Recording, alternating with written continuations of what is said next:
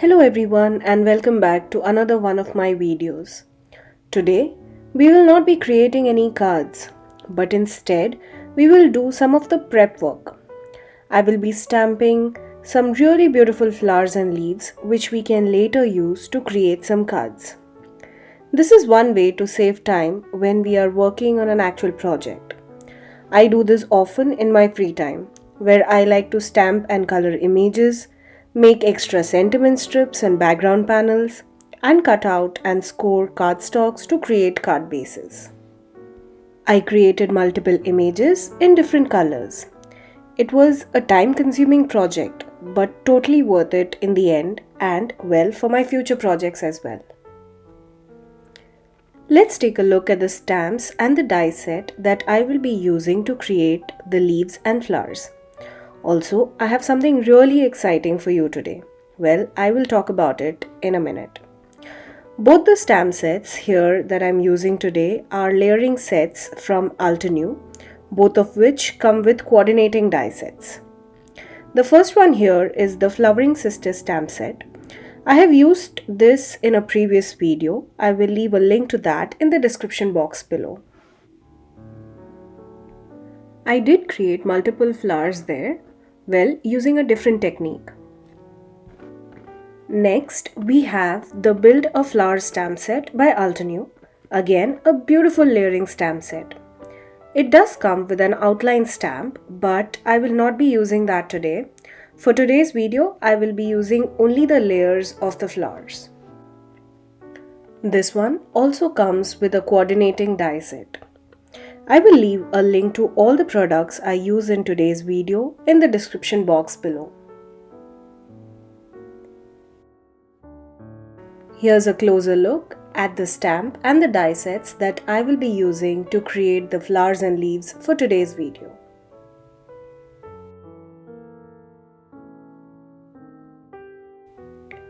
Now for the fun part.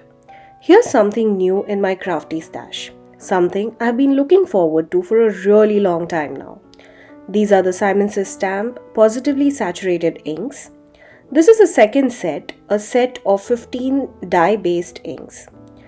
I love how these inks are in a color gradient. I have always struggled to get the perfect ombre look, but these inks in varying shades from light to dark would be perfect to create a gradient. I have 5 sets of colors here, ranging from blues, greens, pinks, browns, and orange.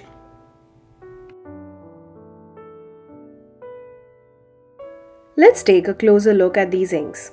First we have the greens. We have 3 shades here: Sprout, Fairway, and Field. The cool part is having the colors labeled in the side of each ink pad.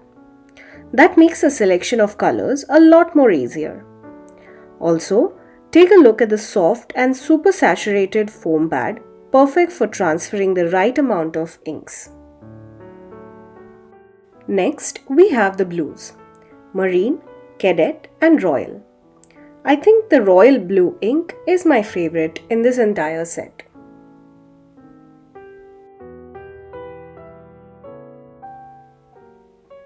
Here's a set of oranges: Melon, Cantaloupe, and Sherbet.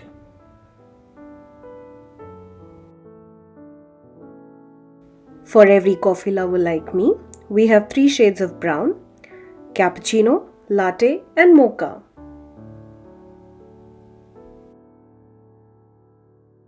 Last but not the least, we have these beautiful shades of pink: Bubblegum, Sweets, and Taffy.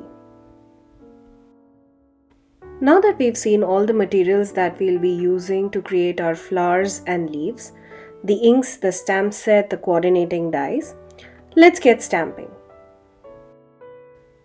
Before I stamp the images, I first went ahead and used the coordinating dies to cut out flowers and leaves.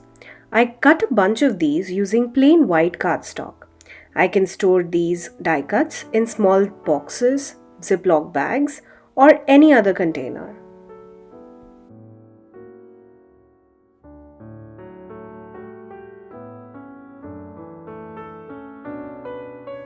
Next, to make my work a lot more easier, I used one of the negative pieces and taped it onto my stamping platform. I also put a piece of temporary purple tape at the back of these negative pieces. This will now be a base to hold our die cut pieces, just like a little puzzle. All I have to do is arrange the flowers and leaves within these negative spaces, just like a puzzle piece. The purple tape will hold the little die cut pieces in place and won't let it slip or slide away. In that way, we can get an even stamping. To begin stamping, I took the first layer of my flowers and stamped it using the lightest shade of pink, that is bubblegum. I did double stamping on the layers to give it a deeper color. You could stamp it once, well, that's totally up to you. Also, one thing to note here is that you could use any inks of your choice, be it distress inks, distress oxides, dyes, or pigment inks, or like I did here, the positively saturated inks. I did the same stamping with all the first layer die cuts. I stamped 4 to 5 flowers for each color. Once I was done with the pink flower, I cleaned my stamp and moved on to the next color. I didn't move the stamp, neither did I move the negative piece of paper. All I did was clean my stamp and moved ahead with the next color.